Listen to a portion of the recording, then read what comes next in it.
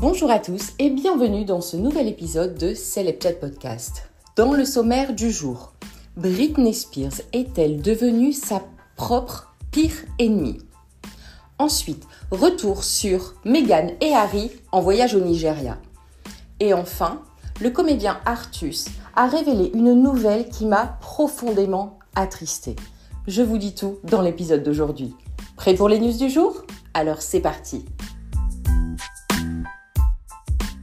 La chanteuse Britney Spears a été immortalisée durant une inquiétante crise de santé mentale à Los Angeles. Et beaucoup de personnes se demandent, maintenant que sa tutelle est achevée, l'artiste serait-elle plus vulnérable que jamais? En scrutant les tabloïds, on s'aperçoit que bon nombre de journalistes qui avaient manifesté pour la libération, entre guillemets, de Britney Spears, ont fait volte-face. Sur le site de Page Six, de multiples proches de la chanteuse affirment que cette dernière aurait dû rester sous tutelle en raison de ses problèmes de santé mentale bien réels. Certains redoutent même que Britney Spears sombre dans la drogue ou l'alcool. Et comme je vous le disais, elle a été filmée pendant une grosse crise de démence ou de décompensation, comme on peut dire, à l'hôtel Château Marmont de Los Angeles. Elle est comme stupéfaite sur les photos. Elle a passé la nuit dans cet hôtel et en fait, ce qui s'est passé, c'est qu'elle s'est mise à hurler dans les couloirs et à faire une crise. Sur les clichés dévoilés par le Daily Mail, on découvre Britney Spears pieds nus, en sous-vêtements, enveloppée dans une couverture, les cheveux complètement en l'air, les joues éraflées et la poitrine dissimulée par un oreiller. Elle a les larmes aux yeux et elle se dirige vers une ambulance garée devant l'établissement hôtelier. Et l'on doit dire que l'on commence, nous aussi, à s'inquiéter, que ce soit les internautes ou même ses fans. Certains ont une grande appréhension qui ne fait que croître. Parce qu'en fait, quand on déroule le fil de cette soirée, pour résumer, Britney Spears et son compagnon, ex-compagnon, Paul Richard Solitz, qui était son homme à tout faire, a un lourd passé judiciaire. Ils ont passé la soirée au Château Marmont et à 22h30, la police reçoit un appel de l'hôtel. Une femme dont la description correspond à celle de la chanteuse est accusée de harceler et menacer des employés et des clients. Très vite, les agents repartent parce qu'ils n'ont constaté aucun remue-ménage sur place. Et puis Britney Spears et Paul Richard Solitz, son homme à tout faire qui était son compagnon, retournent quant à eux dans leur chambre. Ils refont la fête et boivent ensemble jusqu'à ce que la tension monte. Ils auraient ainsi vécu une grosse altercation physique durant laquelle Britney pourrait s'être blessé la jambe. Donc l'artiste aurait été par la suite aperçue en train de crier. Elle était complètement hors de contrôle dans le couloir de sa suite. Et les clients ont supposé qu'elle faisait une dépression nerveuse et ont donc appelé le SAMU. Mais la chanteuse n'est pas repartie pour autant en ambulance et se serait contentée de quitter les lieux sans son compagnon. Et cet incident rappelle énormément les heures les plus sombres de Britney Spears. Vous vous souvenez, lorsqu'elle était un peu, beaucoup même énervée, elle s'est enfermée dans un salon de coiffure, elle était poursuivie par les paparazzi et devant les yeux du monde, devant les caméras, elle s'est rasé la tête. Dans une autre publication, Britney Spears, elle dévoile une vidéo de son pied enflé et en légende, elle accuse sa mère de lui avoir tendu un piège en prévenant les paparazzi. Avant de poster sans transition une vidéo dans laquelle elle monte à cheval, soutenant que sa vie est bien moins folle qu'on le décrit. Alors, on a comme un léger doute.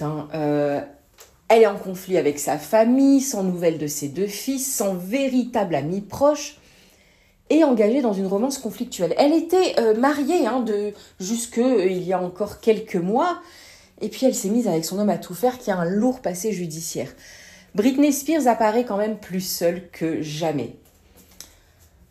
Pour de nombreux chroniqueurs et journalistes, cette rupture amoureuse devait être normalement le happy ending de Britney. Elle devait enfin retrouver sa vie après sa tutelle, mais son seul pilier aujourd'hui est cet homme, Paul Richard Solitz, avec qui elle entretiendrait une relation des plus explosives en fait. Il faut dire qu'ils ont saccagé une chambre de Las Vegas, de l'hôtel Wynn, fin décembre, parce qu'ils s'étaient encore affrontés physiquement. D'après les tabloïds, Britney est hors de contrôle. Mais elle assure toujours que sa santé, son état mental est au top du top, contrairement à ses proches qui assurent que sa santé mentale est identique à celui d'avant sa tutelle, si ce n'est pire. Alors, tout le monde se demande si Britney est véritablement un danger pour elle-même ou si elle traverse simplement une phase difficile avant d'entrevoir la lumière. Alors, si on regarde ses dernières publications Instagram, eh bien, on ne sait pas sur quel pied danser. Que veut-elle nous dire? Alors, qu'elle se sent comme un pion ou bien qu'elle finira par remporter la partie? On ne sait pas si la pop star s'en trouvera définitivement libérée. Meghan Markle et le prince Harry ont atterri au Nigeria, en Afrique, pour 3 jours de visite et de célébration. Et dès leur arrivée, les Sussex ont été accueillis en grande pompe et se sont montrés unis et complices. Alors, ils avaient d'abord rendez-vous dans un établissement scolaire de la capitale pour rencontrer des enfants et des professeurs. Et pour cette première journée, Meghan Markle, qui ne s'est pas rendue au Royaume-Uni en début de semaine pour accompagner Harry pour l'anniversaire des Invictus Games, eh bien, elle avait pourtant choisi une tenue au nom très symbolique. La duchesse de Sussex portait une longue robe en soie, couleur pêche, découverte au dos et des bracelets. Un modèle très élégant signé de la créatrice californienne Heidi Merrick. Cette robe est baptisée Windsor. Et comme son nom l'indique, le modèle fait ainsi référence à la couronne britannique, avec qui elle est pourtant en froid depuis plusieurs années. Je vous le rappelle, le prince Harry et Meghan Markle ont déménagé à Los Angeles en 2020, après avoir accusé la monarchie de racisme envers cette dernière et son fils Archie. Puis les tensions se sont ensuite intensifiées avec l'apparition des mémoires de Harry. Son livre s'appelle Le Suppléant. Alors pourquoi Meghan s'est-elle parée de cette robe si lourde de sens? Eh bien, Meghan n'a pas répondu aux interrogations, mais le très célèbre magazine Vanity Fair soulève une autre comparaison.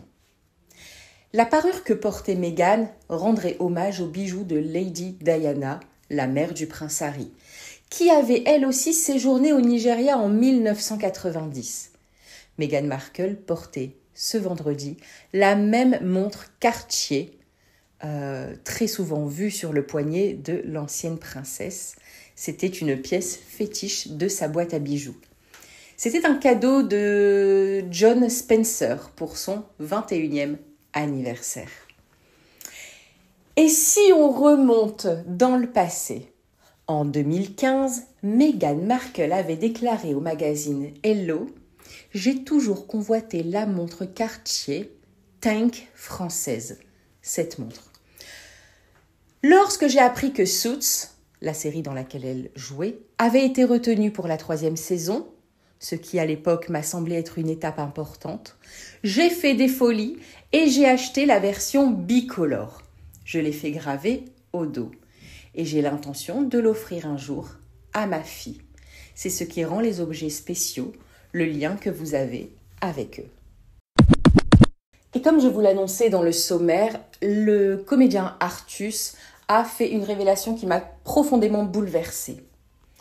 Il a révélé qu'aucune marque de luxe ne veut habiller les acteurs du film Un petit truc en plus. Alors, le réalisateur est Artus et les acteurs sont porteurs de handicap mental. Son film à succès, Un petit truc en plus, sera présenté au Festival de Cannes le 22 mai. Et il a regretté qu'aucune marque de luxe ne leur ait prêté de tenue. Il a dit sur France Inter, « Le 22, on monte les marches ». Il était très fier, bien sûr, mais il a annoncé, il y a 11 acteurs en situation de handicap et 4 classiques, entre guillemets. 4 chiants, on va dire, s'est-il amusé, en précisant que ces derniers étaient lui-même Clovis Cornillac, Alice Belaïdi et Céline Groussard. Et selon lui, et contrairement à l'usage, aucune marque de luxe n'a prêté de tenue de soirée à l'équipe pour cette montée des marches. Il a dit « Je ne comprends pas pourquoi. On nous sort des histoires de quotas en disant « On a déjà prêté tous nos costumes ». Et il a assuré ne pas croire à cette explication, et je vous avoue que moi non plus. Il a dit « Je pense que c'est toujours plus élégant pour une marque d'habiller Brad Pitt que d'habiller Artus et encore plus des acteurs en situation de handicap.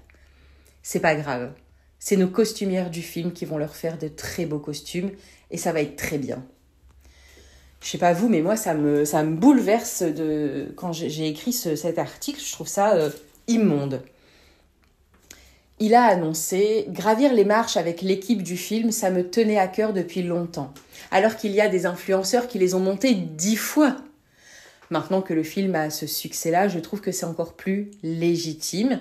Et il s'est dit content que ces comédiens porteurs de handicap arrivent un peu en vedette à Cannes. » Par ailleurs, Artus, originaire de Montpellier, sera l'un des porteurs de la flamme olympique lundi dans cette ville, aux côtés d'un de ses acteurs, Sofiane.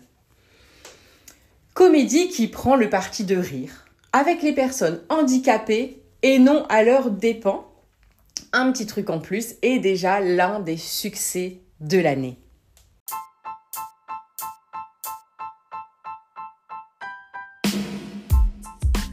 Et voilà, c'est fini pour aujourd'hui. On se retrouve demain pour plus de News People.